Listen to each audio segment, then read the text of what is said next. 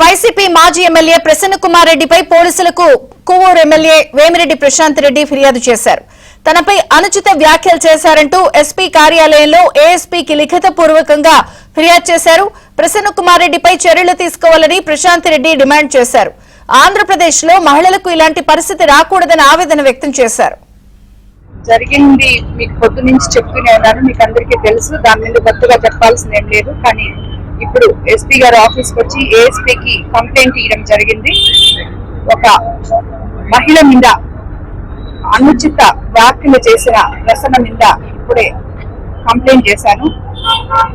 మేమందరం ప్రసన్నని ఏ మహిళ కూడా ఇలాంటివి తిరిగి మళ్ళీ ఫేస్ చేయకుండా ప్రభుత్వం చట్టం కలిసి అతన్ని అరెస్ట్ చేయాలని డిమాండ్ చేస్తున్నాం. మహిళలను అందరం మళ్ళీ ప్రసన్న ఇలాంటి మాటలు మాట్లాడకుండా, లేనిపోని